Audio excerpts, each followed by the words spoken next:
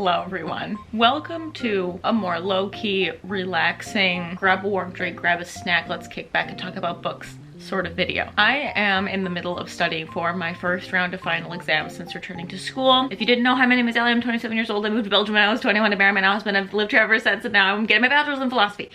So Christmas has happened, gift cards have been received and spent, books have been mailed to me by people that I love. I just want to sit down and talk about them. That's it. No plan, no nothing. Just relax and enjoy. But first, let's hear from today's sponsor, GlassesUSA.com. If you didn't already know, GlassesUSA.com cuts out the middleman and offers over 9,000 different style of lenses from in-house brands such as Muse and Amelia E and designer brands like Ray-Ban or Gucci. What this means is that you can get super affordable glasses without leaving the comfort of your home. 70% off regular retail prices, starting at only $30 with basic prescriptions included. I know what you may be thinking. How am I supposed to know what glasses are right for me? But lucky for you, GlassesUSA.com offers a step-by-step guide to find the perfect frames for your face. First, if by any chance you don't know what prescription you have, they have a prescription scanner app. It's free, it takes 10 minutes, and you can scan the glasses that you have on hand to figure out which prescription is best for you. Next, you can go on over to their quiz if you're overwhelmed by the insurmountable amount of choice you have on this website. After doing so, it'll be much more clear which shapes frame your face the best. But wait, there's more! You can then head on over to their virtual try-on tool, which is so handy. I've used it to pick out every pair of glasses I've ever got from them. It is super accurate and helps you know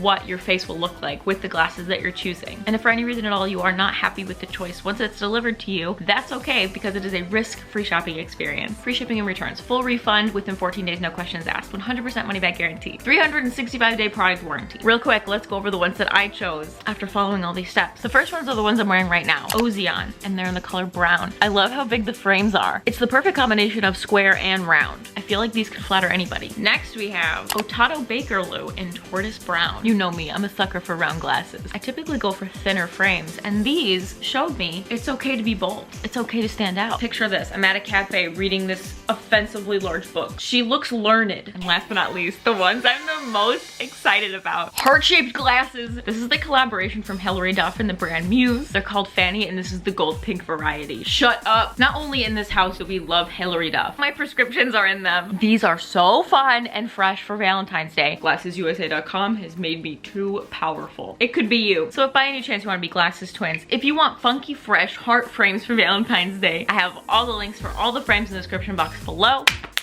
On with the video. This is a fat stack of books. Let's talk about them. First things first, because I don't want to forget. I pre-ordered the new Nina LaCour book. It's called Yerba Buena. It doesn't come out in Europe until like June, but I loved Watch Over Me so much, and so this is an adult fiction that she has. It's a contemporary queer story. Sign me up. She's pre-ordered. Up next, To Paradise by HANYA YANAGIHARA. We'll see about this one. She is ginormous. Let's compare. Here's your average size book, and then here's To Paradise. It'll be a journey. This is the author from the smash hit book A Little Life, which fell on my favorite shelf, but people have some very reasonable qualms with the author that I'm afraid will unfold even further in this book, but I don't know yet because I'm only 40 pages into it. This book is broken up into 3 different books, and each book takes place in a different time period. We'll see. Next we have Piranesi by Susanna Clarke. I know nothing about this book, borderline nothing, but this made it onto the Book Leo's top books. I've heard a lot of people talking about it. Apparently it's a little confusing but very magical. The first book I read this year was A History of Wild Places, which was so mystical, and that's all I care about right now. I just want to be in magical spaces. So with no hesitation, with my gift card, I got this book. Next, A History of My Brief Bod by Billy Ray Belcourt. Kirsty sent this one to me for Christmas, and it is a collection of essays from an Indigenous author, personal history to brilliant new essay collection, seeking to reconcile the world he was born into with the world that could be. It seems important. There's no way I can get through 2022 without reading this one. Kirsty also sent me Philosophy by Elizabeth Day, a handbook for when things go wrong. A little self-help book based on philosophy, I assume. And this is apparently from the creator of How Not to Fail, which I've also heard good things about. Don't know. Excited. I'm sensing a theme of blind, excited ignorance. Love it. The next book, my friend Belle gifted me. Speaking of magical places, The Tea Dragon Society by Katie O'Neill. Look at it. Look at it. Look at it. Apparently it's just vibes, which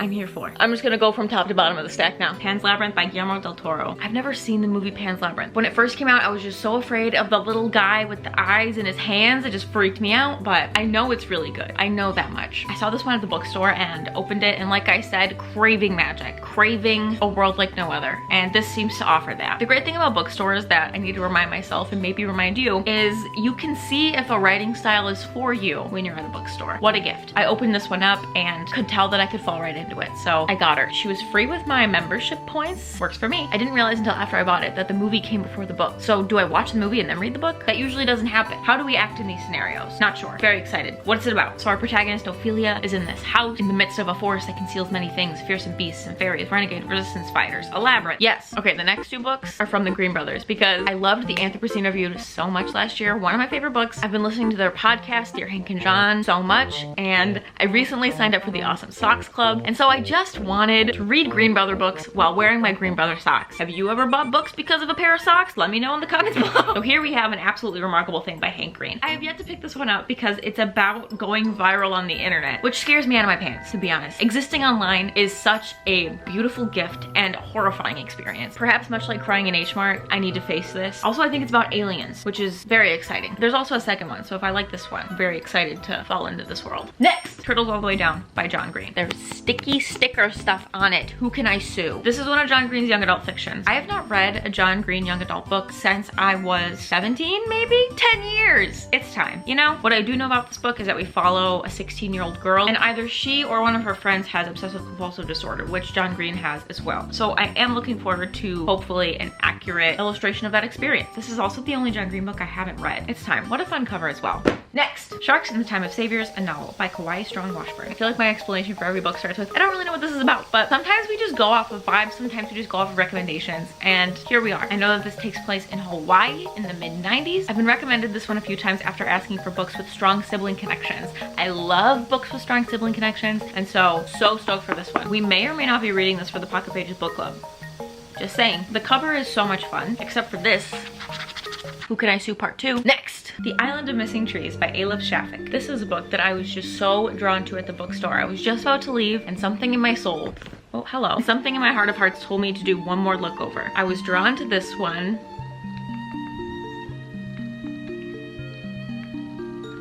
I didn't know anything about it. I went online to see how people... You are so cute and distracting. It is 1974 on the island of Cyprus. Two teenagers from opposite sides of a divided land meet at a tavern in the city they both call home. Oh my goodness, are you serious? So from what I understand, they're both rivaling communities. One friend is Greek and Christian, and one is Turkish and Muslim, and so they meet in secret. Once again, the beauty of a bookstore, opened it up. I think I vibe with the writing style, and then I also, of course, went online to see how my friends felt about it, and I saw that my booktube friend Constellate rated it 5 stars, and she also considered it one of her favorite books of 2021. So thank you so much. I'm so excited for this. Once again, magic. We need more Albus, don't we? Absolutely. I love having your support. Let's try and grab the next book without disturbing my son. Up next, I only have one hand.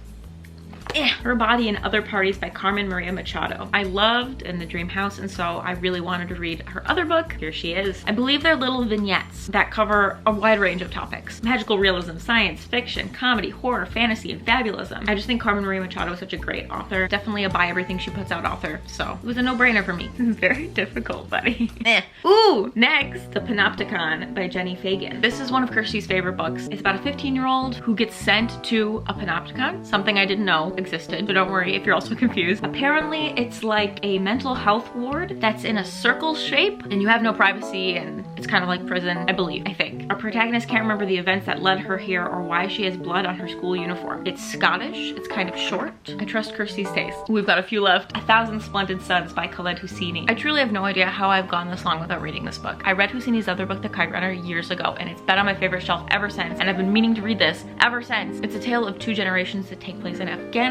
From what I understand, we're following women. This book seems to be beloved. A lot of people seem to really enjoy it. I know I'm gonna enjoy it because I love Khaled Hosseini's writing. The characters are strong, the world building is so vivid. Cannot wait. Next, Odd Girl Out by Laura James, an autobiography. She goes over her own experiences, re-examines her memories following the year after being told that she's on the spectrum. Charting a year in her life from diagnosis to acceptance, Odd Girl Out shows how being different doesn't mean being less and how it is never too late for any of us to find our place in the world. She sounds good. Next, Ugly Love by Colleen Hoover. I know. I think Verity slapped. I think Verity slapped so hard. I wish she would write more thrillers because she's good at it. It's been about a year since I've read anything from Colleen Hoover. I read It Ends With Us. There was a whole day-long vlog of it, and I was thinking that I want to do that again. I want to read another Colleen Hoover in a day. Have a fun time. This was the only one that was at the shop, but please let me know what your favorite Colleen Hoover book is because I definitely think I'll be reading more from her. I just fall into her books. I get the hype. We'll see. Next, Where the Crawdads Sing by Delia Owens. Another book that I don't understand how I've gone this long, especially existing in the book world online. without reading. This takes place in the south of the United States in 1969. So this is about the marsh girl of Barkley Cove. She lives in the marshes. Someone is found dead in the marshes, and so everyone obviously blames her. I just really want to know where I fall with this one. I've heard that the imagery is beautiful. I hear that you really feel like you are there. While I don't think this is a magical book per se, I still feel like it falls under the magic of falling into a book. I hope I do. What did you think of this if you read it? Next, House of Hollow by Crystal Sutherland. This is a young adult fiction that follows 3 magical sisters, so I was immediately sold. Plus the cover is gorgeous. One of the sisters goes missing, and so the other 2 are trying to pick up the pieces and figure out what happened. I've also heard really good things about this one online, and so I really wanted to have her on my shelf so then I could turn to her when I just wanted a fun escape. She seems like a fun escape. Next, we have The Night Will Be Long by Santiago Gamboa. Was drawn to the cover of this one in the shop, I admit. So this book takes place in Colombia when a young boy witnesses a crime, a violent confrontation. But no sooner has the violence occurred than it disappears, vanishing without a trace. Nobody claims to have seen anything. Nobody claims to have heard anything. The Night Will Be Long is an unforgettable, important story by one of the preeminent authors in the Spanish language. I don't think I've ever read a book by a Colombian author, nor one that takes place in Colombia. So I'm really excited to read this one. It seems so unlike anything I've ever read. It seems unique and important. My camera's dying. Let's go fast. 2 more. Beautiful World, Where Are You by Sally Rooney. There seems to be such a divide with Sally Rooney. Everyone says you either love him or hate him. I read Conversations with Friends over the summer as one of Aunt Carly's favorite books, and I thought it was okay. I gave it 3 stars. I do fall in the middle. It's not black and white for me. This one I hear is very different from the other books she has written. Kirsten and I are gonna be reading this one together as friends, doing little tandem buddy vlogs together. I'm very excited. You know Sally Rooney, more character study, very dialogue heavy. I have a good feeling about this one. I do. We'll see. And last but not least,